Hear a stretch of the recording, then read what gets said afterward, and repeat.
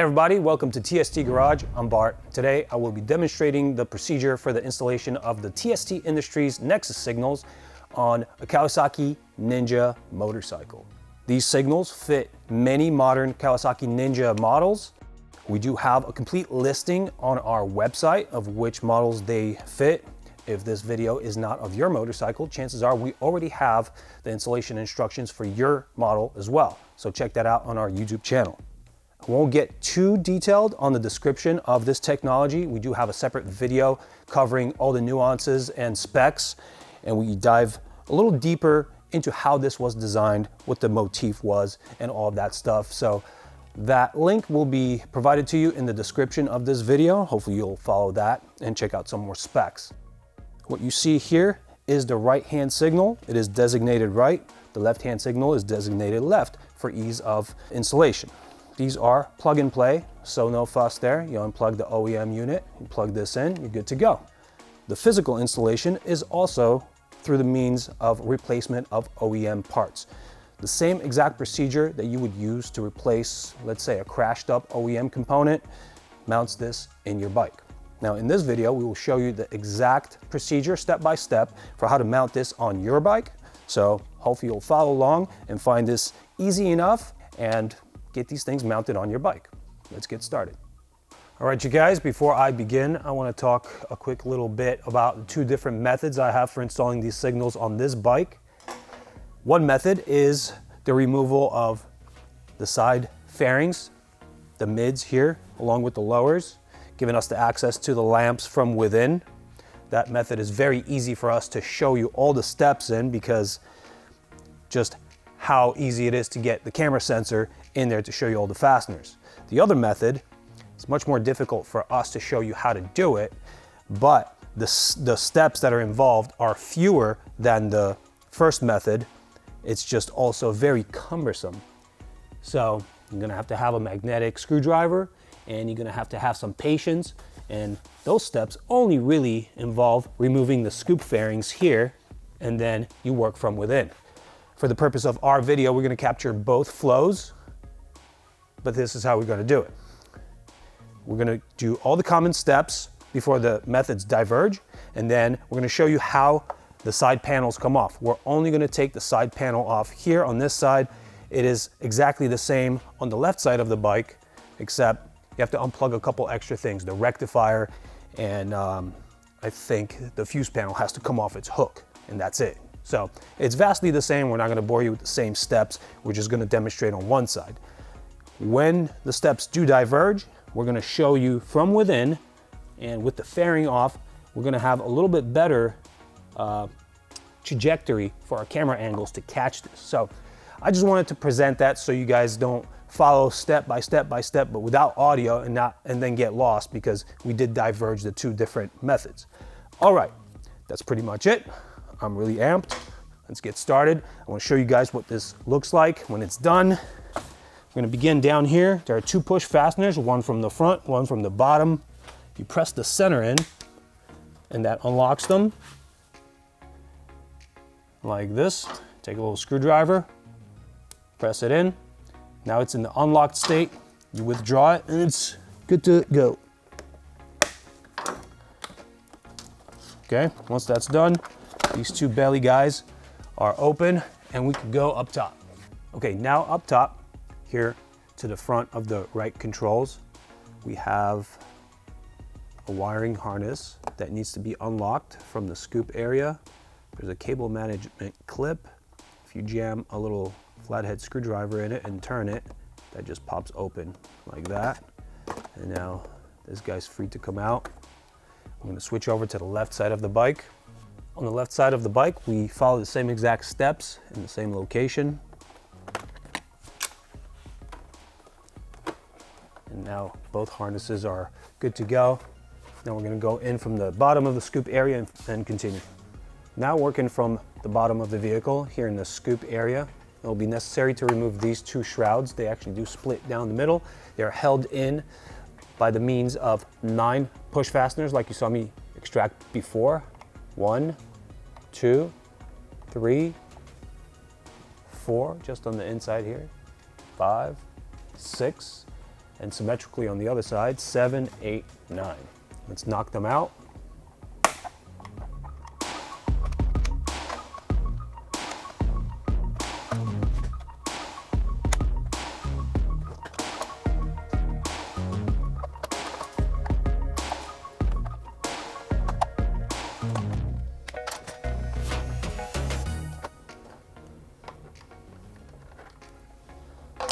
Now, after all those fasteners are out, we will have to split this panel here and also deflect it enough so that we can get all of these tabs that you see popping out here from up front.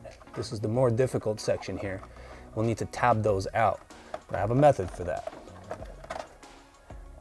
All right, so starting with this one, get my hand under there like this, and I will deflect it in this motion down and towards the radiator, and I'll clear this portion of the tab and then push outboard until I clear all those tabs out. Make sure that I split away from that panel, and now this guy's loose. Now there's a pretty long section pointing that way coming from here into that fairing, so you can't just yank it out. We'll have to manipulate it a little bit, turning the wheel, bring it forward, and be careful because there is a wire routed through underneath this section here. We want to push that out and over all of those features. And now this panel is released, and we're going to repeat this for the right side panel.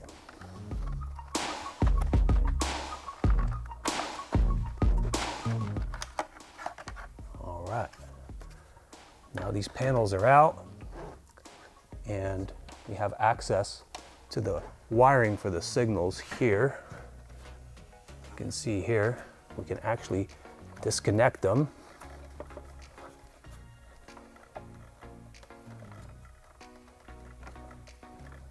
The left side is black, the right side's gray. Here, the manufacturer has provided a plug that has a tab.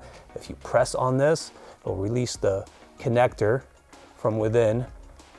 I usually find that I don't have enough leverage in there to do that, so I use a tiny flathead screwdriver, get it inserted by the locking feature, that unlocks it for me fuss-free. And do that on the other side. Can't really show you guys because I don't have too much length of wire. You see it here, it does have a boot around it. Let me see. There is a cable management clip up there that I'm gonna undo and move this thing down, and now I can show you.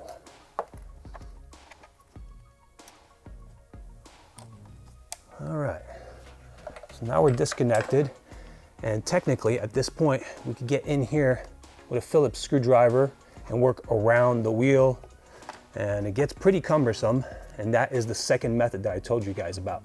We will demonstrate better how that's done once we take this panel off, which is part of the method 1 flow. But once this is out, we'll be able to demonstrate with our camera from this angle what happens on the inside of this fairing, and also you'll be able to see in method 1 how everything attaches, so nothing is left to the imagination. Let's go ahead, back out the camera, and get on the removal of that fairing. Now up top, we will be removing 2 screws from here, and then a push fastener here. There's a black screw just behind this panel here, pointing straight up. Now the black one does go in this location and the silver one here. So we want to make sure that on the way back in, we will replicate that.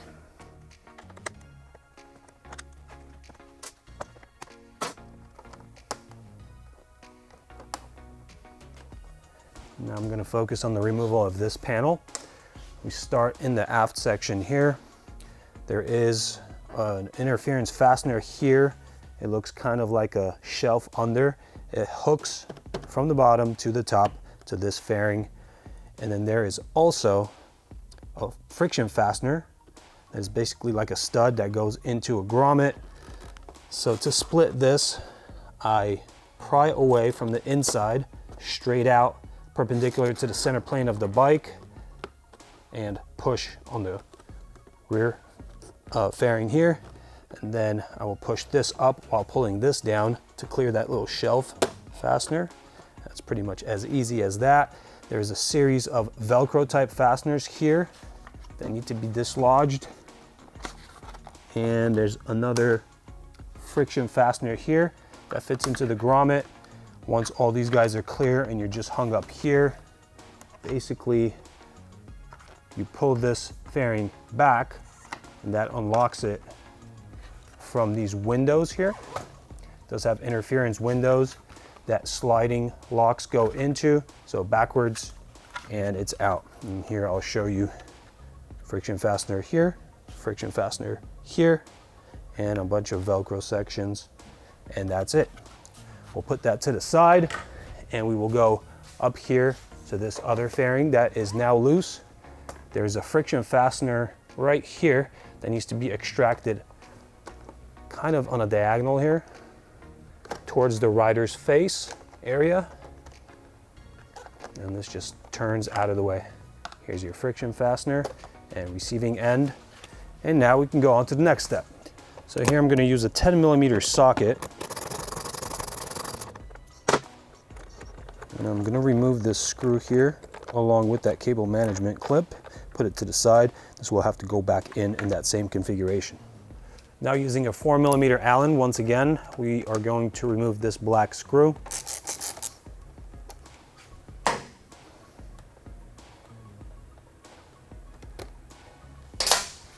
There is a friction fastener here. You need to push this whole panel towards inboard. That releases it. Friction fastener hooks in that way. Now that that's out, we turn the bars, and we need to get over here and turn this screw out.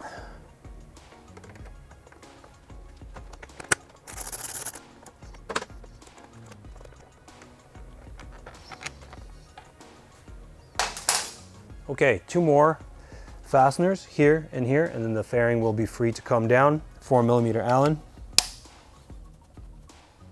Now these two that I'm taking off now, they are shoulder bolts. Make sure you don't mix them up with some other location.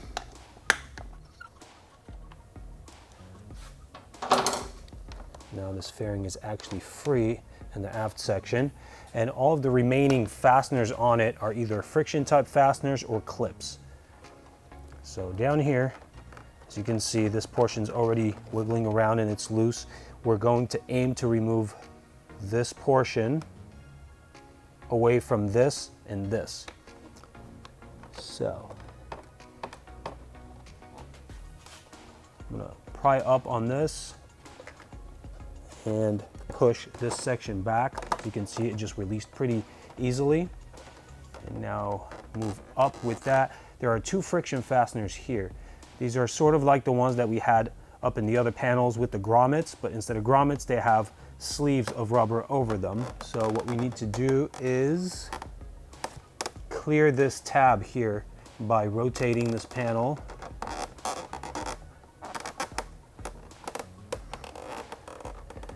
Kind of like that. And then there's a number of features on the inside of this panel here that tab together. We have this tab that fits in here just under the corner of the headlamp, and then we have a bunch of fasteners here that interface with those two fasteners that we just took out in a prior step.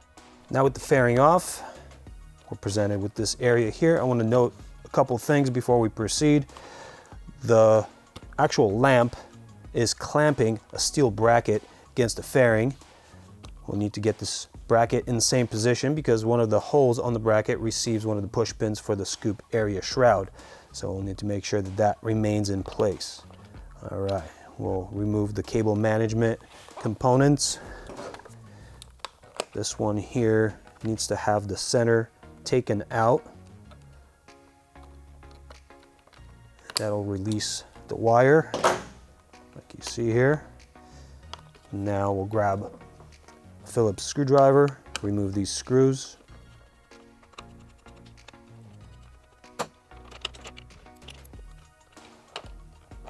What I like to do at this step, just to not confuse things, I basically just hold this steel bracket in place as I grab a nice new Nexus signal designated with the right side designation.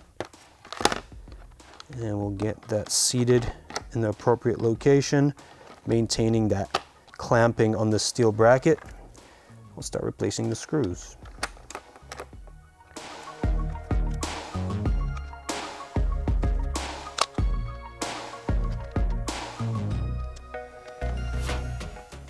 I just snug these up a little bit. I don't really fully bottom them out.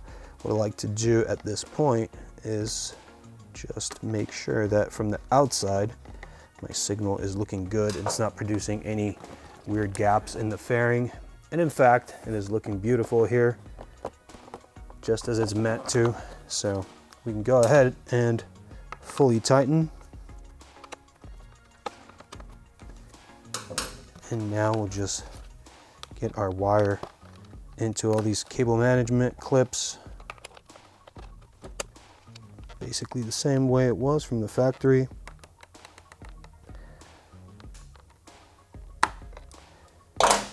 And now this is good to go back on the bike in the reverse order of disassembly. As you can see, these things kind of fly all over the place. It may be a good idea after the removal of the fairing to put them on the side so that they don't roll away somewhere and then you're stuck without them. Like I said, now this fairing's ready to go back on. If you were following method A, this would go back on and you would move on to the second side and do the same thing. From this point forward in this video, what we're gonna do is show you how to remove the left-hand side signal and replace it with the Nexus signal as if you were just working from within. And then you can make up your mind if you want to remove fairings or if you just want to get in there and get barbaric with those screws. All right, let's get going. For this type of installation, where we are just going in from the scoop, we are going to remove the top two screws first here, and then we'll remove the bottom screw at the very end. And the bracket that I showed you guys coming off will actually have to come out because we'll have to work on the cable management clips out of the bike. Here I'm using a magnetic screwdriver. And this is, I'm not going to say it's necessary, but if you want to save cursing and frustration, you get one of these and you use one of these. Otherwise, those screws will fall out and end up flying away somewhere down into the bike.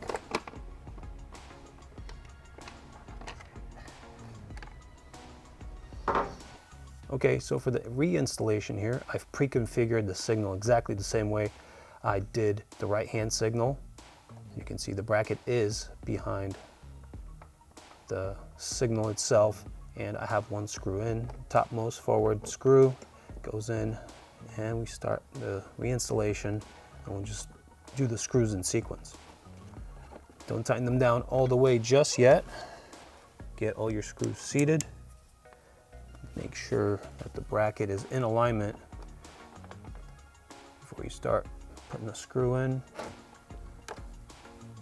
This is exactly where that magnetic screwdriver comes in handy.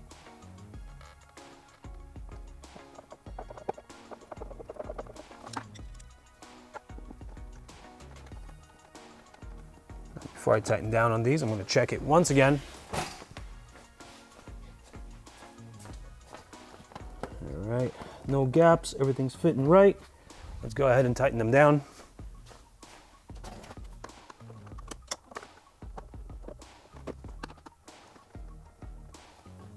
Okay, now it's pretty easy to find the connector here inside this boot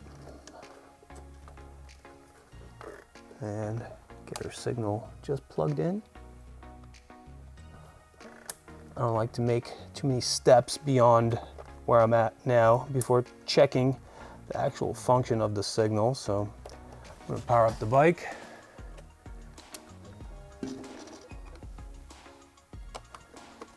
And at this point, I just test the function, make sure that I do have light coming out. Okay, let's get this fairing panel back on. Before that, I'm just gonna get this signal plugged in. This is basically the reverse order of disassembly here. Get my stuff lined up. I'm gonna get the tab in first and just flex it a little bit. And that seems to work out pretty good here. All right, so that tab in goes in first, then those two friction fasteners, and then there's a tab here that has to go in a window. Make sure to snap all these guys together. And we'll just go to the back section here and get one of these screws back in. So the fairing is self-holding. And once again, since I actually installed and plugged in a piece of lighting equipment at this point, I like to test it. As you can see here, we have a flash rate that is slightly faster than the OEM 85 cycles per minute rate, and that's because we've installed an LED lighting component on this bike. This bike is expecting much more current flow, so it goes into a hyper flash situation. We do make and sell a relay, an LED flasher relay meant for this bike. It's a plug and play component, and it does away with this hyper flash. We do have a separate installation video that shows you how to install it here under the battery, under the seat, and also shows you how to adjust the flash rate should you choose to do so. This is an adjustable component. Anyway, that's a separate video. Link will be provided to you guys. All right, let's keep going with the reinstallation. From this point forward, it's the reverse order of disassembly, couple panels, couple fasteners, and we'll be good to go.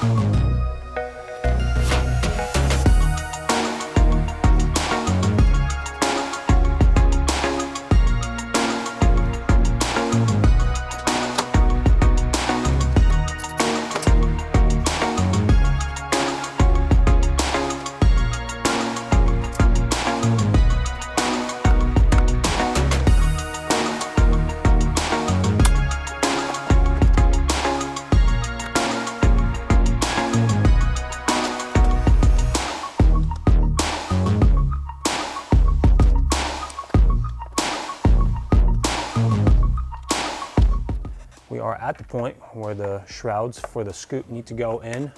I'll show you guys how they build together. You have those tabs that interlock, and then these holes have to stack a certain way. So the left hand on the bike side has to go on top of the right hand tab here. If you have it backwards, it'll fit very poorly or not fit at all. So make sure that you get it that way. I'm gonna start with the left-hand side, get it inserted in there. This is basically the reverse order of disassembly, but I find this part to be pretty tricky. So I'm gonna show you guys. Now remember, the wire goes through here between this feature and this feature. It goes up to this boot. So we wanna make sure that as we're getting this configured in there, we actually get that wire to follow that path. All right. Now we seemingly have this in the right place. Now we'll need to tab it in. Again, we bend it down, get the center portion in, and then pull it back out towards the front. And now that seems pretty good. Now we just have to get this side in. And it's basically just a bunch of shimmying and getting the wire to go the right, correct way.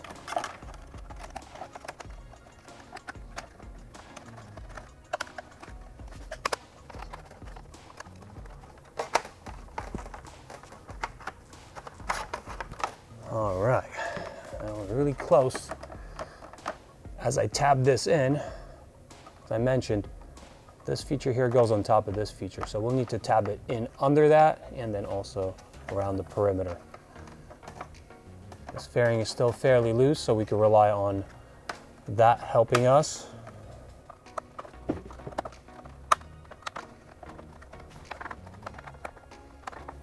Technically, I could have put this panel in first and that would have made it simple on me, but we're kind of limited to the camera angles that we could show you guys these things with. So kind of did it backwards. For you guys, put this right-hand panel in first, you'll have a little bit more success and a little bit more ease.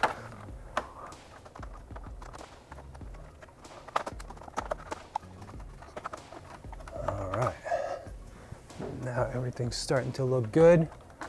Bring things into final alignment, make sure the tabs are all interlocked, and we could start replacing our push fasteners.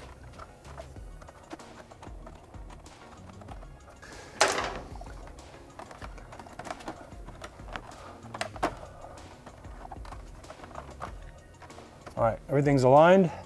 Let's start putting in these fasteners. Pop them out so the button sticks out.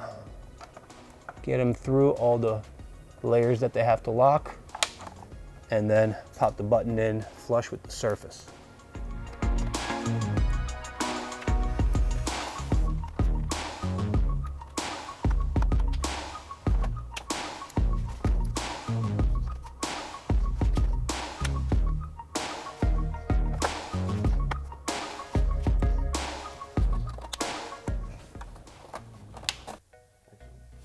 Okay, now let's get the harnesses back in their retainers here.